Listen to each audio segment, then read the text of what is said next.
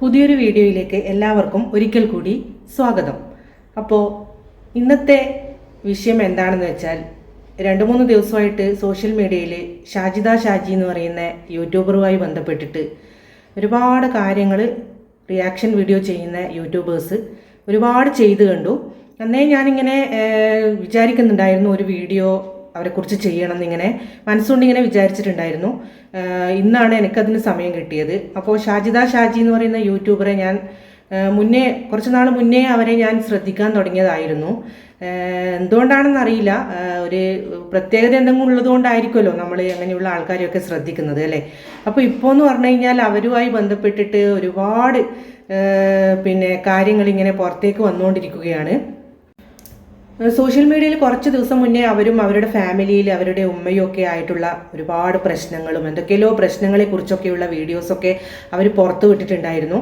അതുമായി ബന്ധപ്പെട്ടിട്ടുള്ള ഒരുപാട് റിയാക്ഷൻ വീഡിയോ ഒക്കെ കണ്ടു. എന്ത് തന്നെ ആയാലും അതൊക്കെ കണ്ടപ്പോൾ മനസ്സിലുണ്ടായ ഒരു വിങ്ങലാണ് ഇതുപോലെയുള്ള ഒരു റിയാക്ഷൻ വീഡിയോ ചെയ്യാൻ വേണ്ടി എന്നെ പ്രേരിപ്പിച്ചത്. അതായത് ഉമ്മയും അവരുടെ മക്കളും ഒക്കെ അടങ്ങിയിട്ടുള്ള ഒരു കുടുംബമായിരുന്നു ഷാജിദയുടേത്. അത് എന്നാൽ 5 മക്കളാണെന്ന് തോന്നുന്നു. 5 മക്കളെയും കൊണ്ട് ജീവിക്കാൻ വേണ്ടിയിട്ടുള്ള പെടാപ്പാടാണ് ആ സ്ത്രീ പെടുന്നത് എന്നാണ് എനിക്ക് കണ്ടപ്പോൾ തോന്നിയത്. ഭർത്താവ് മരിച്ചു, അതിനുശേഷം ആ മക്കളെ വളർത്താൻ വേണ്ടിയിട്ട് തന്നെയാണ് ആ സ്ത്രീ കഷ്ടപ്പെടുന്നത്. ആ മക്കളെ ഒഴിവാക്കിയിട്ടൊന്നുമില്ല. അതിൻ്റെ ഇടയിൽ യത്തീംഖാനയിൽ ആണ് ആ കുട്ടികൾ പഠിക്കുന്നത്. അവിടെ നിന്നും നേരിടേണ്ടി വരുന്ന പ്രശ്നങ്ങളെക്കുറിച്ചൊക്കെ അവർ വന്നിട്ട് പറഞ്ഞിട്ടുണ്ടായിരുന്നു. അവർ വീഡിയോ ചെയ്തിട്ടുണ്ടായിരുന്നു, ലൈവിലൊക്കെ വന്നിട്ട് അവർ പറഞ്ഞിട്ടുണ്ടായിരുന്നു. അതിനൊക്കെ അവർക്ക് ഒരു ഇത് കിട്ടിയൊന്നും ഉള്ള വീഡിയോ ഒന്നും പിന്നെ അവർ ചെയ്തിട്ടില്ല. അവരുടെ പ്രശ്നങ്ങൾ തന്നെയാണ് അവർ കൂടുതലും വന്നിട്ട് വീഡിയോയിലൊക്കെ പറഞ്ഞിട്ടുണ്ടായിരുന്നത്. ഉമ്മയുടെ പ്രത്യേക തരത്തിലുള്ള ഡാൻസൊക്കെ പുറത്തു വിട്ടുകൊണ്ടായിരുന്നു അവർ കൂടുതലും ശ്രദ്ധ പിടിച്ചു പറ്റിയിട്ടുണ്ടായിരുന്നത്. വീട്ടിൽ എന്ന് പറഞ്ഞാൽ ഒരു വീട്ടിൽ എല്ലാ സ്ഥലത്തും പ്രശ്നങ്ങളില്ലാതെ വീടൊന്നുമില്ല അല്ലേ. എല്ലാ വീട്ടിലും പ്രശ്നങ്ങളുണ്ട്. അത് എന്ന് പറഞ്ഞാൽ നമ്മുടെ സ്വന്തം കുടുംബത്തിലായാലും നമ്മുടെ ഭർത്താവിൻ്റെ കുടുംബത്തിലായാലും എവിടെയായാലും നമ്മുടെ അയൽവക്കത്തായാലും പ്രശ്നമില്ലാത്ത വീടൊന്നുമില്ല. പക്ഷേ അതൊക്കെ സോൾവ് ചെയ്തിട്ട് എല്ലാവരും മുന്നോട്ട് പോകുക എന്നുള്ളതാണ് പ്രത്യേകമായിട്ട് പറയാനുള്ളത്. പിന്നെ എന്ന് വെച്ചിട്ടുണ്ടെങ്കിൽ നമുക്ക് ആലോചിക്കാൻ വേണ്ടി പറ്റും, ഇവരുടെ വീഡിയോസിൽ ഇവർ കരഞ്ഞു പറയുന്നുണ്ട്. ഇവരുടെ സഹോദരിയായാലും സഹോദരിമാരൊക്കെ ഉണ്ട്, അവരൊന്നും തിരിഞ്ഞു നോക്കിയതുപോലുമില്ല. ഇങ്ങനെയുള്ള പ്രശ്നങ്ങളൊക്കെ വീട്ടിലുണ്ടായി, ഉമ്മയുമായിട്ടൊക്കെ പ്രശ്നമുണ്ടായി, ഇവർക്ക് അവിടെ നിന്ന് ഇറങ്ങിപ്പോകേണ്ടിയൊക്കെ വന്നു എന്ന് പറയുന്നു. എന്നിട്ട് പോലും അനിയത്തിയൊന്നും തിരിഞ്ഞു നോക്കിയിട്ടില്ല എന്നൊക്കെയാണ് അവർ വീഡിയോയിൽ പറയുന്നത്. ഇപ്പം ഞാനൊരു ക്ലിപ്പ് ഞാൻ നിങ്ങൾക്ക് കാണിച്ചു തരാം. അവർ ലേറ്റസ്റ്റ് ആയിട്ട് ഇട്ട അവരുടെ വീഡിയോ ആണ്. അത് നിങ്ങളൊന്ന് കണ്ടു നോക്കൂ. അതിനുശേഷം നമുക്ക് കുറച്ച് സംസാരിക്കാം. 1.5 കൊല്ലമായിട്ട് കേബിളിന്റെ ബില്ലും കറന്റ് ബില്ലും ബാക്കിയുള്ളതും വെള്ളത്തിന്റെ ബില്ലും എല്ലാ സംഭവങ്ങളും ചെയ്യുന്ന എന്റെ കുട്ടികൾക്ക് TV ഇട്ട് കൊടുക്കാറില്ല, കൊച്ചു TV ഇട്ട് കൊടുക്കാറില്ല.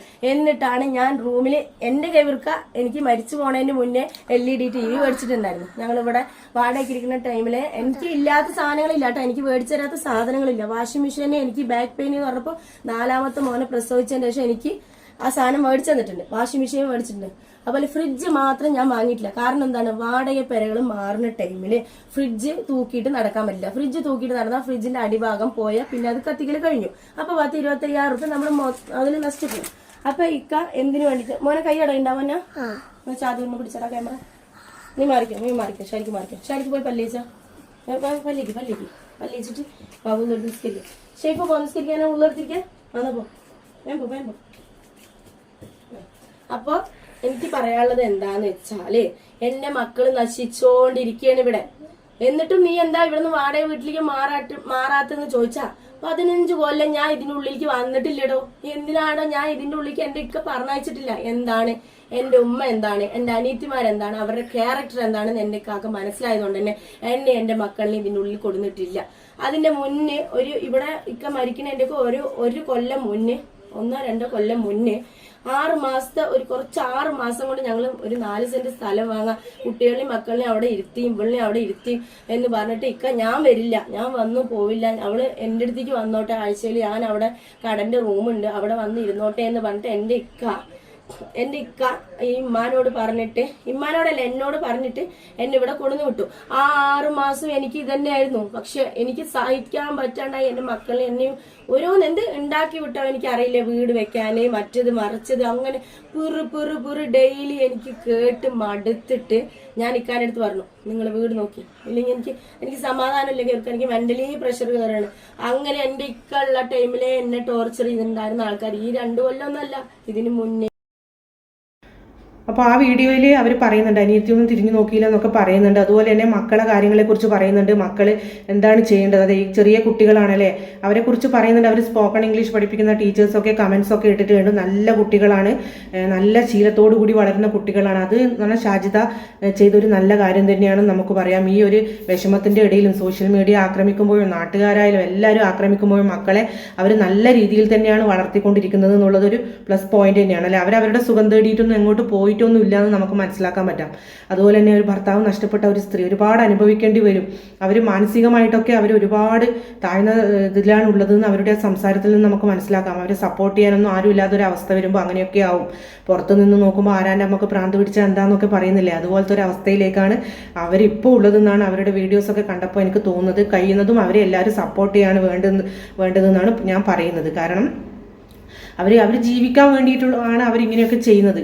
അവർ വേറെ ഒന്നും കോലൊന്നും കെട്ടുന്നില്ലല്ലോ. സോഷ്യൽ മീഡിയയിൽ വന്ന് അവർ ഇങ്ങനെയുള്ള കാര്യങ്ങൾ പറയുന്നുണ്ട് എന്നല്ലാതെ അവർ വേറെ മോശം കാര്യങ്ങളൊന്നും ചെയ്യുന്നതായിട്ട് നമുക്കറിയില്ല, കാണുന്നുമില്ല അല്ലേ. ഞാൻ മുന്നേ ഒരു വീഡിയോ ചെയ്തിട്ടുണ്ടായിരുന്നു രേണു സുധിയെ പറ്റി. അങ്ങനെ ഇതുപോലെ എന്ന് പറഞ്ഞാൽ ഒരുപാട് ക്രൂശിക്കപ്പെടുന്ന ഒരുപാട് പെണ്ണുങ്ങളുണ്ട്.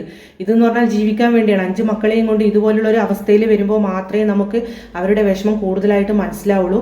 അത് പ്രിയപ്പെട്ടവരെ എല്ലാവരും അതൊക്കെ ഒന്ന് മനസ്സിലാക്കാൻ ശ്രമിക്കുക എന്നാണ് എനിക്ക് പറയാനുള്ളത്. പിന്നെ റിയാക്ഷൻ വീഡിയോ അവരെ പറ്റി ചെയ്യുന്ന റീച്ച് കൂട്ടാനും എല്ലാവരും അവരവർക്ക് റീച്ച് കൂട്ടി അരിവാങ്ങാനും എന്നൊക്കെ പറയുന്നുണ്ട്. പക്ഷേ സത്യസന്ധമായ കാര്യങ്ങൾ റിയാക്ഷൻ വീഡിയോയിലൂടെ പറഞ്ഞിട്ട് അരിവാങ്ങുന്നതിനെ കൊണ്ട് തെറ്റില്ല എന്നാണ് എനിക്ക് തോന്നുന്നത്. പക്ഷെ ഒരാളെ കുറ്റപ്പെടുത്തിയും അവരെ മോശത്തിലേക്ക് തള്ളിവിട്ട് അവരെ മാനസിക സമ്മർദ്ദത്തിലേക്കൊക്കെ തള്ളിവിട്ട് അവരെക്കുറിച്ച് വീഡിയോ ചെയ്തിട്ട് അരിവാങ്ങാതിരിക്കുന്നതാണ് നല്ലതെന്നാണ് എനിക്ക് പ്രത്യേകിച്ച് എല്ലാവരോടും പറയാനുള്ളത്. അപ്പോൾ എൻ്റെ പ്രിയപ്പെട്ടവരെ, ഈ സഹോദരിയെ എല്ലാവരും കഴിയും പോലെയൊക്കെ ഒന്ന് സഹായിക്കുക. അവരുടെ മാനസിക നില ഒരു വല്ലാത്ത ആയിട്ടുണ്ടാവും എന്നാണ് എനിക്ക് തോന്നുന്നത്. വീട്ടുകാരും ബന്ധുക്കളും എല്ലാവരും തള്ളിപ്പറഞ്ഞ് ഒറ്റപ്പെട്ട് 5 മക്കളെയും കൊണ്ട് കഴിയേണ്ടി വരിക എന്ന് പറയുന്ന ഒരു വല്ലാത്ത അവസ്ഥയാണ്. എന്നിട്ടും അവർ ജീവിക്കുന്നുണ്ടല്ലേ. അവർ ആ മക്കളെയും നോക്കിയിട്ട് അവർ ഹാപ്പി ആയിട്ട് തന്നെ ജീവിക്കാൻ ശ്രമിക്കുന്നുണ്ട്. അത് അവരുടെ നല്ല മനസ്സാണ്, അത് നമ്മൾ കാണാതെ പോകരുത്. അപ്പോൾ സർവശക്തൻ അവർക്ക് നല്ലത് മാത്രം നൽകട്ടെ. അവരുടെ മക്കൾക്കും നല്ലത് മാത്രം നൽകട്ടെ എന്ന് ആശംസിക്കുന്നു ഞാൻ. പഠിച്ചവൻ അവർക്ക് നല്ലത് മാത്രം നൽകട്ടെ. ആ മക്കൾക്ക് നല്ലൊരു ഭാവി ഉണ്ടാകട്ടെ എന്ന് മാത്രമാണ് പ്രാർത്ഥിക്കുന്നത്. ഇനിയും തന്നെ അവരെ ആരും അധികം ക്രൂശിക്കാതിരിക്കുക. ആ മക്കൾക്ക് നല്ലൊരു ജീവിതം കൊടുക്കാൻ ആർക്കെങ്കിലും അവരെ സപ്പോർട്ട് ചെയ്യാൻ പറ്റുമെങ്കിൽ സപ്പോർട്ട് ചെയ്യാമെന്നാണ് പ്രത്യേകിച്ച് എനിക്ക് പറയാനുള്ളത്. അപ്പോൾ അടുത്തൊരു വീഡിയോ ആയിട്ട് വരുന്നവരെ എല്ലാവർക്കും ടാറ്റ. മറക്കരുത് സബ്സ്ക്രൈബ്, ഷെയർ ആൻഡ് ലൈക്ക്.